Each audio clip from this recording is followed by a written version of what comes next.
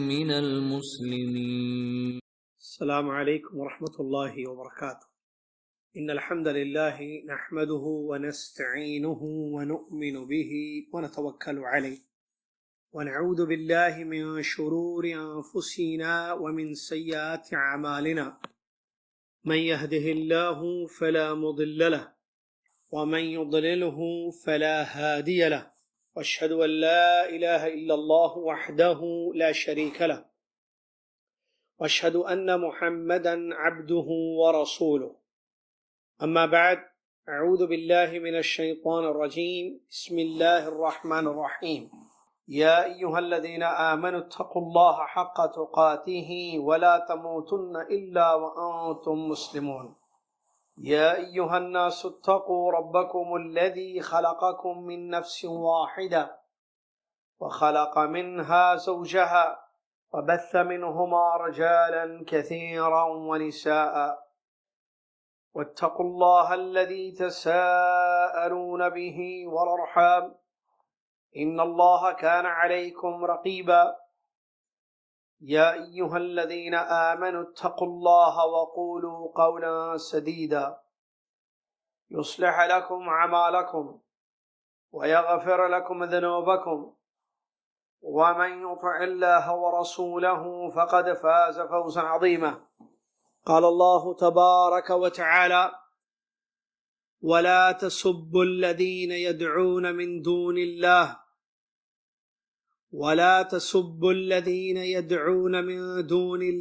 فيسبوا الله عدوا بغير علم، كذلك زينا لكل أمة عملهم ثم إلى ربهم مرجعهم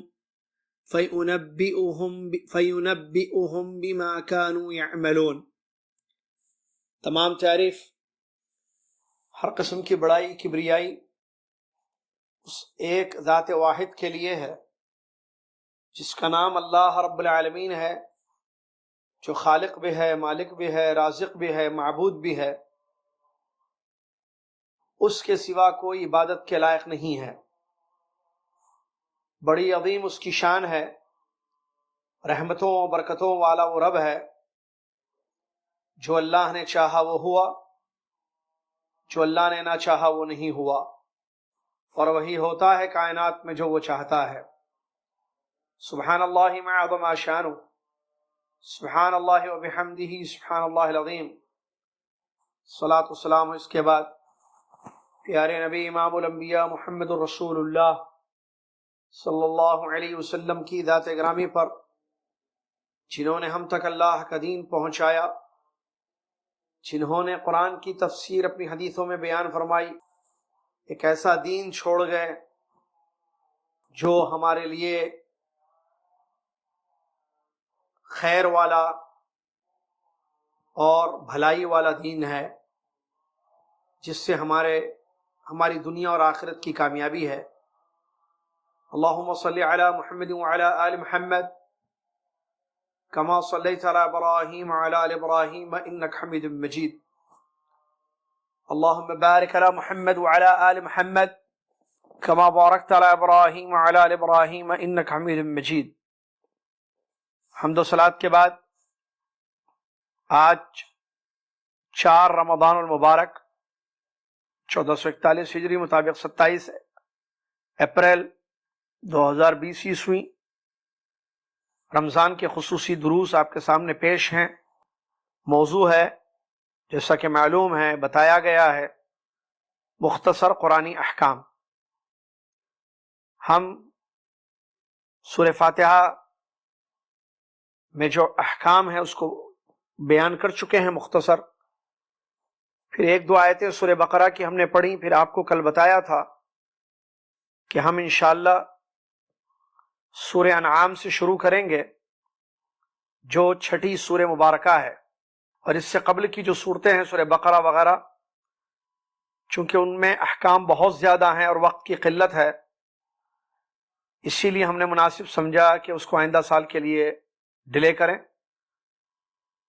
انشاءاللہ آئندہ سال اس کی تفسیر یا اس کے احکام، آیات الاحکام انشاءاللہ آپ کے سامنے پیش کیے جائیں گے۔ سورہ انعام آیت نمبر 108 سورہ انعام آیت نمبر 108 میں نے پڑھی، جس میں اللہ تعالیٰ نے فرمایا وَلَا تَسُبُّوا الَّذِينَ يَدْعُونَ مِن دُونِ اللَّهِ، وہ لوگ جو اللہ کے سوا دوسروں کو پکارتے ہیں، دوسروں سے مانگتے ہیں، تم ان کو گالی مت دو، تم ان کو برا بھلا مت کہو۔ فَيَسُبُّ اللَّهَ عَدْوًا بِغَيْرِ عِلْمٍ، تو وہ اپنی جہالت میں بغیر علم کے عدوانیت کے ساتھ اللہ کو گالی دے دیں گے، اللہ کو برا بھلا بول دیں گے۔ كَذَلِكَ زَيَّنَّا لِكُلِّ أُمَّةٍ عَمَلَهُمْ، اسی طریقے سے ہر امت کے لیے اس کے عمل کو ہم نے مزین کر دیا۔ ثُمَّ إِلَىٰ رَبِّهِمْ مَرْجِعُهُمْ، پھر ان سب کا لوٹنا ان کے رب کی طرف ہی ہوگا۔ فَيُنَبِّئُهُمْ بِمَا كَانُوا يَعْمَلُونَ، پھر وہ ان سب کو خبر دے گا، بتائے گا جو کچھ وہ عمل کرتے تھے۔ یہ سورہ انعام کی آیت نمبر 108 ہے جو آج ہم پڑھیں گے انشاءاللہ۔ سورہ انعام یعنی چوپائے، یہی وہ سورہ مبارکہ ہے جن میں چوپایوں کے بارے میں تفصیل کے ساتھ بیان کیا گیا ہے، اسی لیے انعام اس کا نام رکھا گیا ہے۔ اور یہ سورہ مکی سورہ ہے۔ اللہ تبارک و تعالیٰ نے اس آیت میں اہل ایمان کو غیر اللہ کے معبودوں کو یا غیر اللہ کو جس کی عبادت وہ لوگ کی جاتی تھی، جس کی عبادت وہ لوگ کرتے تھے، ان کو برا بھلا کہنے سے یا گالی دینے سے روکا ہے۔ اس کی وجہ یہ ہے کہ اگر ان کے معبودان باطل کو برا کہا جائے گا تو وہ جہالت میں آ کر بدلہ دینے کے لیے اللہ کو برا بھلا کہہ دیں گے، اسی لیے منع کیا گیا تاکہ راستہ بند ہو اور ذریعے کا سد باب ہو۔ اس کے بعد اللہ نے فرمایا اسی طرح ہم نے ہر امت کے لیے ان کے عمل کو مزین کر دیا، مطلب جس طریقے سے ان کے لیے، ان مشرکوں کے لیے ان کا شرک مزین کر دیا، یہ اس کو اچھا سمجھ کے کر رہے ہیں، ایسے ہی تمام امتوں کے ساتھ ہم نے کیا ہے۔ نیک لوگوں کو نیک عمل مزین کر دیا جاتا ہے، برے لوگوں کو برا عمل ان کی نظر میں مزین کر دیا جاتا ہے۔ پھر سب کو اللہ رب العالمین کی طرف لوٹ کر جانا ہے۔ جب لوٹ کر اللہ کے پاس جائیں گے تو وہ پھر ان کے تمام اعمال کی خبر ان کو دے گا۔ اس آیت کا شان نزول ہے، یعنی جس سبب یہ آیت نازل ہوئی اس کو کہتے ہیں شان نزول یا سبب نزول۔ یہ جو آیت کریمہ اتری تو اس کا سبب کیا رہا، وجہ کیا رہی کہ مشرکین نبی علیہ السلام کے پاس آئے اور آ کر ان لوگوں نے کہا یا محمد، اے محمد صلی اللہ علیہ وسلم، لَتَنْتَهِيَنَّ عَنْ سَبِّكَ آلِهَتِنَا أَوْ لَنَهْجُوَنَّ رَبَّكَ فَأَنزَلَ اللَّهُ وَلَا تَسُبُّوا الَّذِينَ يَدْعُونَ مِن دُونِ اللَّهِ۔ مشرکین نبی صلی اللہ علیہ وسلم کے پاس آئے اور آ کر کہتے ہیں کہ یا تو اے محمد آپ ہمارے معبودوں کو برا بھلا کہنے سے رک جائیں، ورنہ ہم آپ کے رب کو برا بھلا کہیں گے۔ تو اللہ تعالیٰ نے یہ آیت اتاری۔ غرض یہ ہے اس آیت کا پیچھے یا مقصد یہ ہے کہ اللہ کے جناب کی حفاظت، اللہ عز و جل کہ جس کا ادب واجب ہے تو وہ ادب باقی رہے، اللہ کا احترام، اللہ کی عزت، اللہ کا احترام، اللہ عز و جل کا ادب باقی رہے۔ مسلمان کوئی ایسا کام نہ کریں کہ جس سے مشرکین فائدہ اٹھا کر اللہ تعالیٰ کی شان میں گستاخی کریں یا اللہ عز و جل کی شان میں بے ادبی کریں، اسی لیے اس کو روکا گیا ہے۔ اور حکمت اور اچھی نصیحت کے ذریعے دعوت دینے کا حکم اللہ تبارک و تعالیٰ نے دیا ہے۔ اس آیت کے مناسبت سے مفسروں نے اس بات کو ذکر کیا ہے کہ جب اللہ تبارک و تعالیٰ نے اپنے نبی صلی اللہ علیہ وسلم کو اس بات کا حکم دیا کہ جو وحی آپ کی طرف کی جا رہی ہے اس کی آپ اتباع کریں اور مشرکوں سے منہ پھیر لیں، تو اللہ تعالیٰ نے پھر مومنوں کو مشرکوں کے معبودان باطل کو گالی دینے سے روکا ہے تاکہ کمپلیٹلی ان کا بائیکاٹ ہو جائے، ان کو ان کے معبودان باطل کو چھوڑ ہی دیا جائے۔ یہ جو ہے مناسبت ہے اس آیت کی۔ تو حکم معلوم ہوا کہ ہم معبودان باطل کو گالی نہ دیں۔ کب؟ جب اس بات کا اندیشہ ہو یا خطرہ ہو کہ وہ ہمارے رب کو برا بلا کہیں گے، تو گویا کہ ذریعہ بن گئے ہم۔ یہ جو یہاں روکا گیا ہے اہل ایمان کو اس وقت معبودان باطل کو برا بھلا کہنے سے کہ تمہارا معبود ایسا ہے، تمہارا معبود ایسا ہے، گالی دینا یا برا بھلا کہنا، اہل علم نے تفسیر میں لکھا یہ بعد والوں کے لیے بھی حکم ہے، مطلب آج بھی اس پر عمل ہوگا، قیامت تک اس پر عمل ہوگا۔ کیا؟ کہ اگر ہم کسی کے معبود کو برا بھلا کہیں گے تو یہ ذریعہ بنے گا ہمارے معبود جو کہ اللہ تعالیٰ ہے ہمارا معبود اور وہی سچا ہے۔ لوگ دشمنی میں آ کر بدلہ دینے کے خاطر ہمارے رب کو جو سچا معبود ہے اس کو برا بھلا کہیں گے، گویا کہ ہم ذریعہ بنے، ہم واسطہ بنے، ہم سبب بنے اپنے رب کی بے ادبی کا، نعوذ باللہ من ذالک۔ اور اللہ کی بے ادبی حرام ہے، بڑا گناہ ہے۔ تو دیکھیے اس میں کوئی شک نہیں ہے کہ کائنات کا رب جو اللہ تعالیٰ ہے وہی سچا معبود ہے، اللہ کے سوا کوئی بھی عبادت کے لائق نہیں ہے، اللہ تعالیٰ ہی عبادت کے لائق ہے۔ جتنے معبود ہیں اللہ کے سوا سب باطل ہیں، غلط ہیں، جھوٹ ہیں، کیونکہ دنیا کا ایک سب سے بڑا سچ ہے اور وہ ہے لا الہ الا اللہ، اللہ کے سوا کوئی سچا معبود نہیں ہے، جتنے ہیں جھوٹے ہیں، غلط ہیں، کوئی شک نہیں ہے۔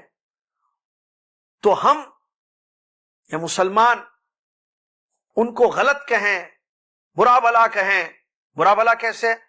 کہ یہ سنتا ہے کیا، یہ دیکھتا ہے کیا، کچھ بھی بولیں تو غلط نہیں ہے بولنا وہ، لیکن اگر یہ چیز سبب بن رہی ہے، اچھا غلط کیوں نہیں ہے بولنا؟ تاکہ ان کو بتا دے کہ یہ کیا ہے، تمہارا بھگوان ہے، یہ اس کو تم بھگوان کہتے ہو، اس سے مانگتے ہو اس کو۔ تو ہم ان کو برا بھلا کہنے کا مطلب یہ ہے کہ ان کی نظر میں اس کی حقیقت معلوم ہو کہ یہ کچھ نہیں ہے، یہ ایک گائک، یہ فلاں فلاں چیزیں معبودان باطل تمہارے، یہ کیا کر لیں گے تمہارے ساتھ۔ تو برا بھلا کہنے کا مطلب یہ ہے کہ ان کی حقیقت ان کے سامنے واضح ہو اور ایک اللہ رب العالمین کی شان پتہ چلے اور اللہ کی عبادت وہ کرنے پر آ جائیں، کلمہ حق کو قبول کر لیں، دعوت ایکسپٹ کر لیں۔ لیکن اگر یہ چیز ذریعہ بنے الٹا، ہم اللہ تبارک و تعالیٰ کی بے ادبی اس میں ہو جائے، تو اسی صورت میں یہ چیز جائز نہیں ہے، اس سے روکا گیا ہے، اس سے منع کیا گیا ہے، کیونکہ یہ ذریعہ بنتا ہے۔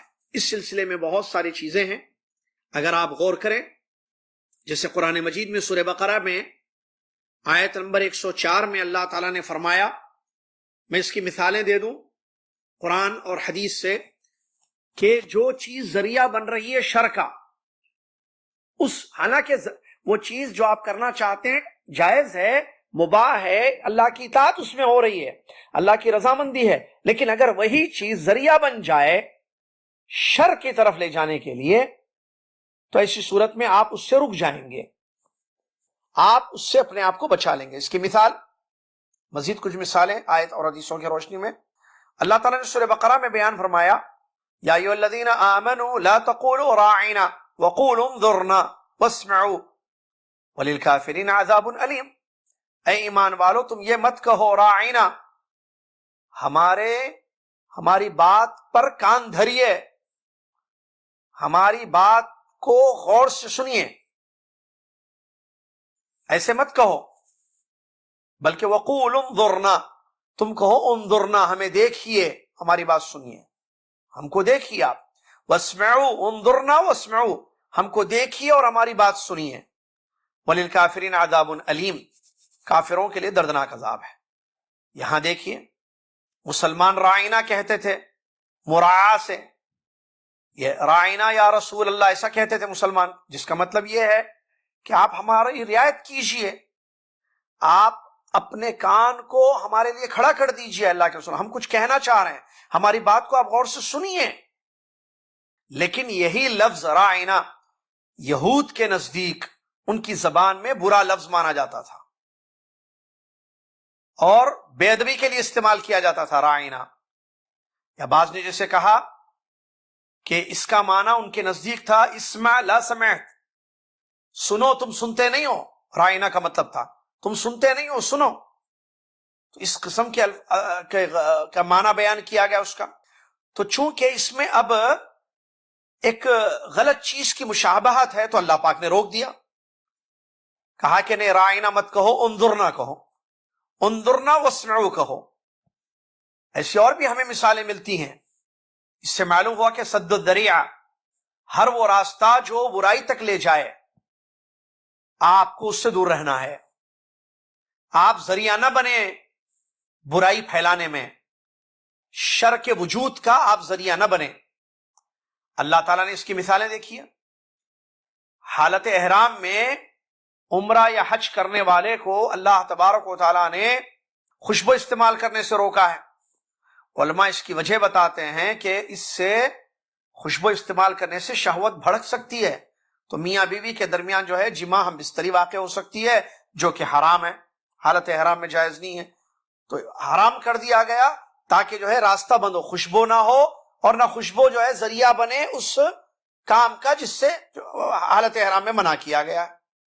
اس کی اور بھی مثالیں ہیں، جیسے اللہ تعالیٰ، اللہ کے نبی صلی اللہ علیہ وسلم نے بچے جب بالغ ہو جائیں تو بستروں کو الگ کرنے کا حکم دیا، یعنی ایک ساتھ، یعنی لڑکا لڑکی ایک ساتھ ایک بستر پر نہیں سوئیں گے، لڑکے کا بیٹے کا بستر الگ ہوگا، بیٹی کا بستر الگ ہوگا، بچوں کے بستر الگ کرنے کا حکم دیا گیا۔ کیوں؟ حالانکہ سگے بھائی بہنیں ہیں، وہ ایک ماں باپ کی اولاد ہے، لیکن سد الذریعہ اس کو کہتے ہیں، کہیں ایسا نہ ہو کہ شیطان جو ہے ان کو فتنے میں مبتلا نہ کر دے اور ان لوگوں سے کوئی برائی نہ جنم لے لے۔ اسی لیے اللہ کے نبی صلی اللہ علیہ وسلم نے منع کیا، جیسے کہ صحیح حدیث ہے، مروا اولادکم بالصلاۃ وهم ابناء 7 سنین وضربوهم علیہا وهم ابناء 10 وفرقوا بینہم فی المضاجع، اپنے بچوں کو حکم دو نماز کا جب وہ 7 سال کے ہوں اور 10 سال کے ہو جائیں، نہ پڑھے نماز تو مارو اور ان کے بستروں کو الگ کر دو۔ اسی طریقے سے کہا، اور ایک آخری مثال میں دیتا چلوں، عورت کو تنہا سفر کرنے سے بغیر محرم کے منع کیا گیا ہے۔ کیوں؟ کیونکہ یہ چیز ذریعہ بن سکتی ہے شر کا۔ سفر کرنے میں کوئی مذائقہ نہیں ہے، عورت جانا چاہ رہی ہے، عورت ایک شہر سے دوسرے شہر جہاں اس کا شوہر رہتا ہے وہاں جا کر اس کے ساتھ رہنا چاہ رہی ہے، اس میں کیا غلط ہے؟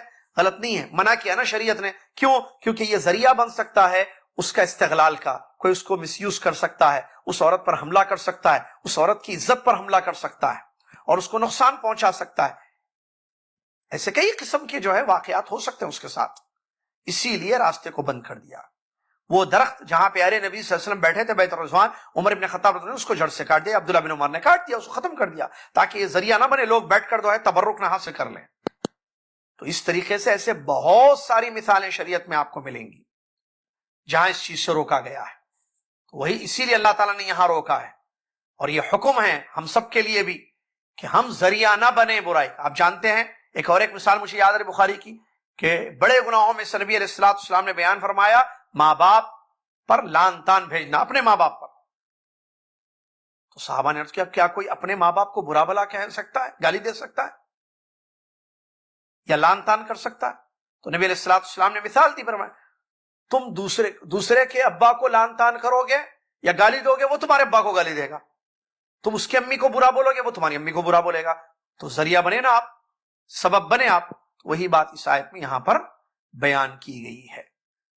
اس کے بعد اللہ تبارک و تعالیٰ نے فرمایا اسی آیت میں کہ وَلَا تَسُبُّوا الَّذِينَ يَدْعُونَ مِن دُونِ اللَّهِ فَيَسُبُّوا اللَّهَ عَدْوًا بِغَيْرِ عِلْمٍ، تم ان لوگوں کو گالی مت دو جو اللہ کے سوا دوسروں کو پکارتے ہیں، یعنی ان کے معبودوں کو گالی مت دو، ورنہ وہ جہالت میں آ کر اللہ کو گالی دیں گے۔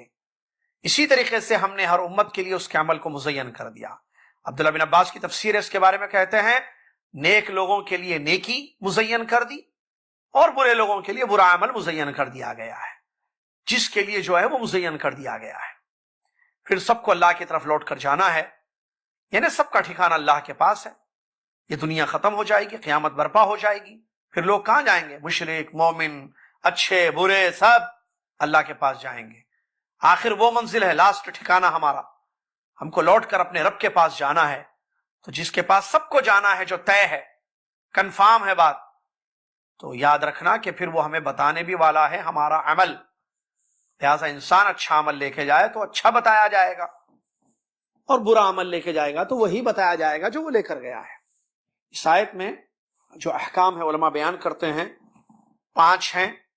نمبر 1، ایک بہت بڑے قاعدے کی دلیل ہے اس میں، اور وہ ہے سد الذریعہ، جو ابھی ہم نے بتایا۔ ہر وہ ذریعہ، ہر وہ راستہ جو برائی تک پہنچائے آپ کو، حالانکہ راستہ اچھا ہے لیکن انجام اس کا برا، یعنی انجام کہیں یا یہ راستے کے ذریعے شر ہو سکتا ہے، تو آپ اس راستے سے اپنے آپ کو بچانے کی کوشش کریں گے، آپ اس راستے سے اپنے آپ کو دور رکھنے کی کوشش کریں گے۔ کیوں؟ سبب کو ختم کرتے ہوئے۔ وہ ذریعہ جو شرک تک لے جائے، بدعت تک لے جائے، گناہوں تک لے جائے، اس کا سد باب کرنا ہے، اس کو کلوز کرنا ہے، جس کی ابھی تھوڑی دیر پہلے ہم نے مثالیں دی آپ کو۔ یہ بہت بڑا قاعدہ معلوم ہوا، سد الذرائع۔ دوسرا حکم معلوم ہوا، ترک المصلحۃ لمفسدۃ ارجح منہا، کسی مصلحت کو اس لیے چھوڑنا ہے کہ کہیں اس کی جگہ کوئی بڑی برائی جنم نہ لے لے۔ یعنی 2 چیزیں ہیں، ایک اچھا کام ہے، ایک برا کام ہے۔ اچھا کام کرنا ہے نا، کرنا ہے، لیکن اگر اچھا کام کرنے سے بڑی برائی جنم لے گی تو پھر اس اچھے کام کو چھوڑ دیجیے آپ۔ کیوں؟ اس کے کرنے سے وہ بڑی برائی آپ کو جنم لے گی۔ اس کی کئی مثالیں دے سکتا ہوں۔ قبر پر قبہ بنا ہوا ہے، ٹھیک ہے، سمجھ گئے آپ، میں مثال دے رہا ہوں۔ گنبد خضرا، چلیے نام بھی لے لیا میں نے، یہ صحیح ہے غلط ہے؟ غلط ہے، نبی صلی اللہ علیہ وسلم نے خود منع کیا ہے قبر کے اوپر کوئی بھی چیز مت بناؤ۔ تو اگر آج اس کو ہٹا دیا جائے گا تو فتنہ و فساد ہوگا، خون خرابہ ہوگا دنیا میں۔ لوگ یہ نہیں بولیں گے کہ حدیث پر عمل کیا گیا، چلو صحیح کیا آپ لوگوں نے کام، کہ قبے کو جو ہے یا اس گنبد خضرا کو ہٹا دیا، اچھا کام کیے، نہیں بولیں گے یہ لوگ۔ تو 1 کے 2 لگا دیں گے، جیسے کہ جانتے ہیں آپ، وہ بولیں گے قبر ہی کو توڑ دیے، مسجد ختم کر دیے، فلاں فلاں فلاں فلاں، دنیا میں فتنہ و فساد ہوگا۔ تو وہ فتنہ و فساد زیادہ خطرناک ہے یا ایک یہ چھوٹی چیز؟ ایک چھوٹی چیز ہے، ایک برائی ہے، اگر اس کو ہم ہٹائیں گے تو ہمیں یقین ہے کہ کئی برائیاں جنم لیں گی، تو ہم اس ایک برائی کو رہنے دیں گے، چھوڑ دیں گے۔ کیوں؟ کیونکہ ایک پوائنٹ کی بات میں آپ کو بتاؤں، یاد رکھنا میرا جملہ، شریعت نے جو حکم دیا نا امر بالمعروف نہی عن المنکر کا، کہ بھلائی کا حکم دو برائی سے روکو، کیوں دیا ہے حکم بتائیے؟ کنتم خیر امت، بہت ساری آیتیں ہیں نا اس سلسلے میں، نصوص، کہ بھلائی کا حکم دو برائی سے روکو۔ بھلائی کا حکم اس لیے کہ لوگ بھلائی کریں، برائی سے منع کرو اس لیے کہ برائی مٹ جائے، فنش ہو جائے، سٹاپ ہو جائے۔ برائی سے کیوں روکنا ہے؟ تاکہ برائی ختم ہو۔ لیکن اگر میں برائی سے روکتا ہوں اس راستے سے کہ مجھے یقین ہے کہ یہ برائی سے میں روکوں گا تو 10 اور برائیاں اس کی جگہ آنے والی ہیں، تو بھائی جب مقصد کیا ہے برائی ہٹانے کا؟ آپ کو کیوں آرڈر دیا گیا ہے کہ برائی سے روکو؟ تاکہ برائی ہٹ جائے، ختم ہو جائے، اس کا وجود نہ رہے۔ لیکن اگر میں ایک ایسا راستہ اپناتا ہوں جس سے وہ ایک برائی کی جگہ 10 برائیاں آنے والی ہیں اس کے علاوہ، اور ہو سکتا ہے اس سے بڑی برائیاں جنم لینے والی ہیں، اور مجھے یقین ہے یا غالب گمان ہے، تو پھر آپ چھوڑ دیجئے، کیونکہ آپ ذریعہ بنیں گے 10 اور برائیوں کے، یا اس سے بڑی، یہ چھوٹی ہے بڑی برائی جنم لے گی اگر آپ نے اس کو ہٹایا۔ لیکن اگر آپ اس کو ہٹاتے ہیں تو کچھ بھی نہیں ہوگا، تب تو ضرور ہٹائیے آپ، یہی تو مقصد ہے۔ تو تھوڑا سا اس نقطے کو سمجھنے کی کوشش کیجیے آپ، جو بڑا زبردست حکم یہاں پر اس آیت سے علماء نے نکالا ہے، جو ابھی میں نے آپ کے سامنے بیان کیا، اور وہ یہ کہ کسی مصلحت کو چھوڑ دینا بڑے مفسدہ کے لیے۔ نمبر 3 کہتے ہیں اگر اطاعت یعنی اچھا کام کسی برائی تک آپ کو لے جائے گا تو پھر اس اطاعت کو چھوڑ دینا ہے، کیونکہ جو چیز برائی تک لے جائے وہ خود بھی بری ہو جاتی ہے. جو چیز برائی تک لے جائے تو وہ چیز بھی بری ہو جاتی ہے. نمبر 4، چوتھا حکم اس آیت سے معلوم ہوا کہ بتوں کو گالی دینا حرام ہے. کب؟ جب یہ چیز اللہ کے گالی دینے کا سبب نہ بن جائے. اگر ہم کسی کے غیر اللہ کو تمہارا بھگوان ایسے، تمہارا فلاں ایسے بولیں گے تو وہ بولے گا تو اچھا تو ہم کو بول رہا ہے، ہم تم کو بولیں گے تمہارا اللہ ایسے، جاؤ. تو ہم ذریعہ نہیں بنے. وہی مطلب ہے جو بتا دیا گیا. تو یہ چیز حرام ہے. 5واں اور آخری حکم اس سے معلوم ہوا الرد علی القدریہ. قدریہ جو ایک گمراہ فرقہ ہے ان پر رد ہے. اس میں وہ رد کیسے ہے قدریہ پر جو گمراہ فرقہ ہے؟ قدریہ کہتے ہیں کوئی چیز مقدر نہیں ہے، انسان جو چاہتا ہے وہی کرتا ہے، کوئی چیز مقدر نہیں ہے. تو اس آیت میں کہاں رد ہے؟ اس آیت کا جو لفظ ہے نا ایک جو ہم نے پڑھا وَكَذَلِكَ زَيَّنَّا لِكُلِّ أُمَّةٍ عَمَلَهُمْ، اسی طریقے سے ہم نے ہر امت کو ان کا عمل مزین کر دیا ہے. اس میں رد ہے کہ مزین کر دیا گیا ہے. شرک کرنے والوں کو شرک اچھا لگ رہا ہے، وہ کرتے جا رہے ہیں. خیر کا کام کرنے والے، توحید پہ اللہ کی عبادت کرنے والے، سنتوں کی اتباع کرنے والوں کو وہ چیز اچھی لگ رہی ہے اور وہ کرتے جا رہے ہیں. تو اس طریقے سے اس میں جو ہے رد ہو گیا تقدیر پر، قدریہ پر جو تقدیر کا انکار کرتے ہیں. نہیں، مقدر ہے چیز. مشرک شرک کرے گا، کرتے کرتے دوزخ میں چلا جائے گا. واحد توحید کے حساب سے زندگی گزارے گا اور کرتے کرتے جنت میں داخل ہو جائے گا. اس کے بعد اس آیت میں بتایا گیا، تنبیہ کی گئی آخر میں کہ سب کو رب کی طرف لوٹ کر جانا ہے. اور یہ بہت بڑی چیز ہے. اگر انسان کو اس بات کا شعور ہو جائے، اس بات کا احساس رہے کہ مجھ کو لوٹ کر میرے رب کے پاس جانا ہے اور یہ طے ہے اور اس کو یاد ہے، تو پھر وہ تیاری کرے گا کہ میں اچھے کام لے کر اپنے رب کے پاس جاؤں، اچھا بن کے جاؤں میرے رب کے پاس، تاکہ وہ مجھ سے خوش ہو. آپ جب کسی کے پاس جائیں گے، اب دیکھیں آپ کو پتا چل گیا، میسج آ گیا کہ بھائی آپ کی جو ہے اگلے ہفتے جو ہے میٹنگ ہے بادشاہ سلامت سے، کنفرم ہے، آپ جو ہے فلاں تاریخ کو فلاں فلائٹ سے آ جائیے، بادشاہ آپ سے ملنا چاہتے ہیں. تو آپ بتائیے کیسے تیار ہو کے آپ جائیں گے؟ یقیناً کچھ بھی ایسا کریں گے، ہدیے لے کے جائیں گے، تحفے، ورڈز جو ہے سوچ لیں گے کہ کیا بولنا ہے. تیاری مکمل کریں گے کہ خوش ہو کر آنا ہے وہاں سے، کیونکہ اس کو خوش کرنا ہے بادشاہ کو، کہ اگر ہم نے بادشاہ کو خوش کر دیا تو ہمارے لیے وہ انعام دے گا، کیونکہ اس کے پاس دولت ہے، خزانوں کی چابیاں ہیں اس کے پاس، پورے ملک کا بادشاہ ہے. پلان کرتا ہے نا آدمی. تو مالک الملک اللہ عز و جل کے پاس انسان کو جانا ہے اور وہ سب سے بات کرنے والا ہے. جیسا کہ حدیث میں نبی علیہ السلام نے بیان فرمایا، تم میں سے کوئی ایسا نہیں ہے، ما من احد الا سیکلمہ ربہ یوم القیامۃ لیس بینہ و بینہ ترجمان، تم میں سے کوئی ایسا نہیں ہے جس سے قیامت کے دن اللہ بات نہیں کرے گا، سب سے بات کرے گا، اور اللہ کے بندے کے درمیان کوئی ٹرانسلیٹر بھی نہیں ہوگا، کوئی ترجمہ کرنے والا بھی نہیں ہوگا. پھر اللہ بتائے گا، اعتراف کروائے گا، دیکھ بندے تو نے یہ کیا یہ کیا یہ کیا، تو وہ دائیں بائیں ہر طرف دیکھے گا، اپنے اعمال ہی اس کو نظر آئیں گے. سامنے دیکھے گا تو جہنم کی آگ اس کو نظر آئے گی. جہنم کی آگ سے بچو، اگرچہ کھجور کی گٹلی کا وہ جو ہوتا ہے اس کو بھی اگر آپ خرچ کرتے ہوئے بچ سکتے ہو. تو یہ بہت بڑا فائدہ ہوا اس آیت سے. معلوم ہوا اللہ کی طرف لوٹ کر جانا ہے، اور جو ہے اللہ تعالی ہم سب کو ہمارے اعمال کی خبر دینے والا ہے. لہٰذا یہ آج کی آیت، اس آیت کے بارے میں کچھ احکام تھے جو ہم نے آپ کے سامنے بیان کیے. امید کہ آپ کو سمجھ میں آ گئے ہوں گے. لہٰذا ہم خیر کی طرف دعوت دینے والے ضرور بنے، مفاتیح الخیر بنے، مفاتیح الشر نہ بنے. جیسا کہ نبی علیہ السلام کی حدیث بتا کر میں ختم کر دوں کیونکہ آدھا منٹ باقی رہ گیا ہے. اللہ کے نبی علیہ السلام نے بیان فرمایا، بہت خوش نصیب ہے، بڑا پیارا ہے، یہ جنت ہے، خیر ہے اس آدمی کے لیے جس کو اللہ تعالیٰ خیر پھیلانے والا بنائے، شر کو بند کرنے والا بنائے. اور بہت برے ہیں وہ لوگ، ویل ہیں ان کے لیے جن کو اللہ شر پھیلانے والا بناتا ہے اور خیر کو بند کرنے والا بناتا ہے. لہٰذا ہم شر پھیلانے والے نہ بنیں، خیر کو پھیلانے والے بنیں. لہٰذا ہم دیکھیں کہ ہم کیا کر رہے ہیں. اللہ تعالیٰ ہم سب کو سمجھنے کی توفیق عطا فرمائے. سلسلہ جاری ہے انشاءاللہ. جزاکم اللہ خیر. کفارۃ المجلس. سبحانک اللہم و بحمدک، اشہد ان لا الہ الا انت، استغفرک و اتوب الیک.